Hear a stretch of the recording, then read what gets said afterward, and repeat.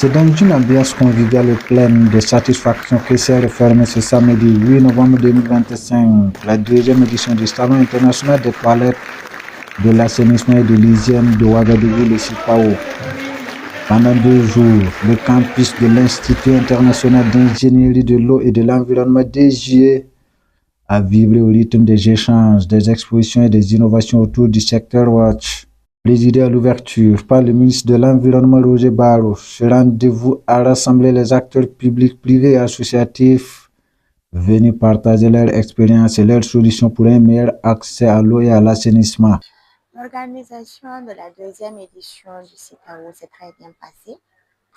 Et comme toute organisation, nous avons été confrontés à de nombreux défis qu'il fallait relever, mais grâce à l'accompagnement de nos partenaires techniques tels que la DGAE et certains partenaires financiers, nous avons pu les surmonter.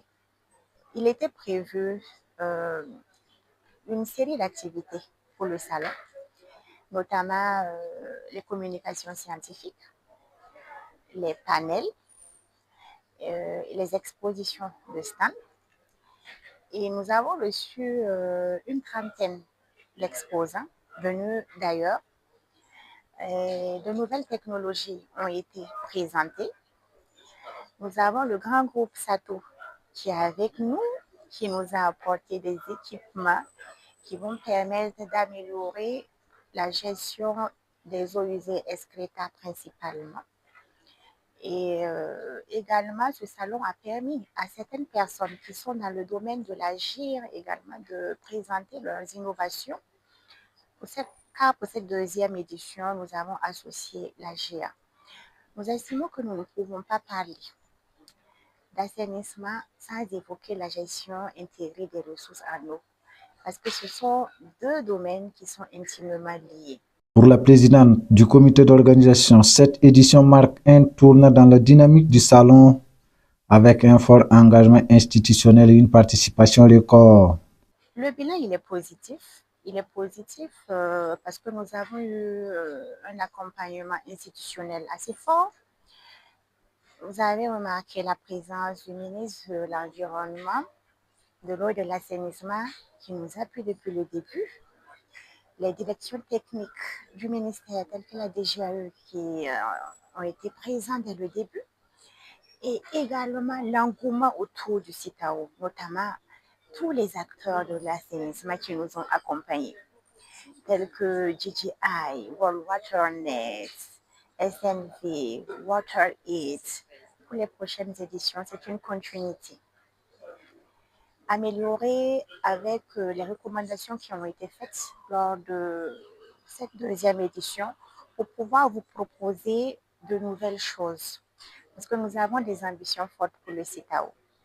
Ce n'est pas qu'un salon où nous faisons que des expositions, mais c'est surtout un salon où nous voulons ressortir avec une feuille de route claire qui va permettre aux décideurs de pouvoir prendre les décisions qu'il faut et d'avoir un plan d'orientation, de mise en œuvre des actions qui ont été recommandées.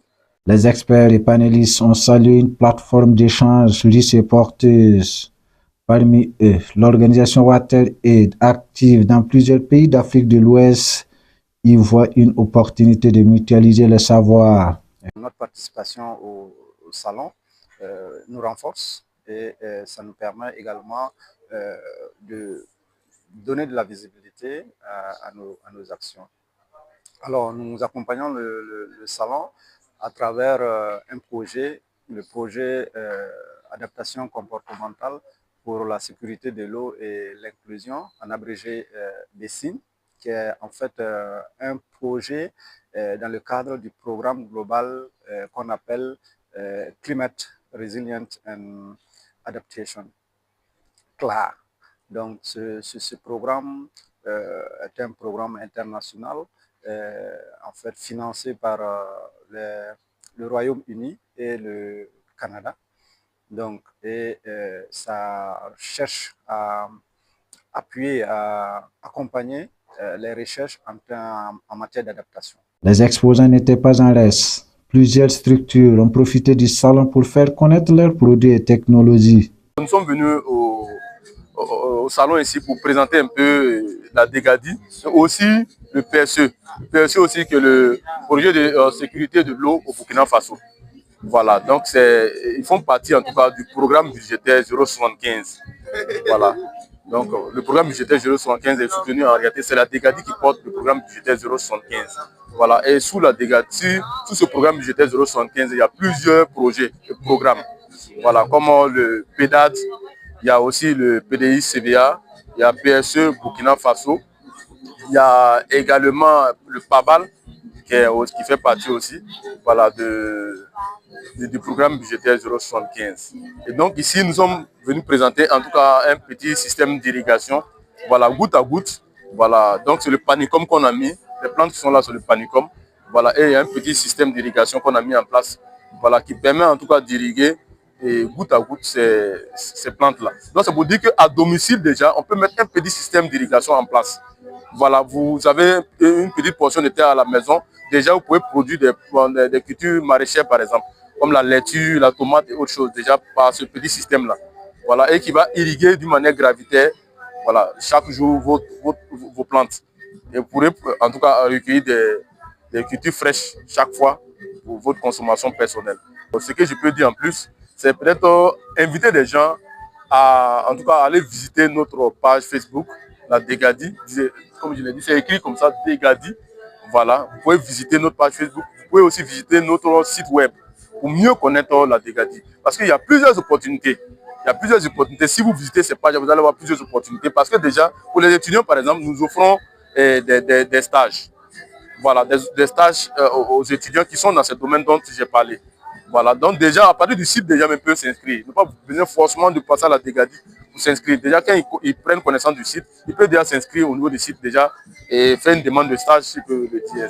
Déjà, on peut dire que, d'une certaine manière, tous ceux qui sont passés ont eu satisfaction. Et déjà, même, on a eu plusieurs personnes qui ont eu à s'inscrire dans ce cahier-là. Voilà, donc c'est dit que déjà, on a pu présenter, en tout cas, proprement déjà, la direction générale des aménagements agro-pastoraux et du développement de l'irrigation, y compris les projets qui sont en dessous de ce programme budgétaire-là. On a pu présenter toutes ces structures-là, en tout cas aux visiteurs. Satisfaits de la fréquentation, les exposants souhaitent voir ces rencontres se multiplier afin de favoriser le partage d'expériences et la valorisation des initiatives locales.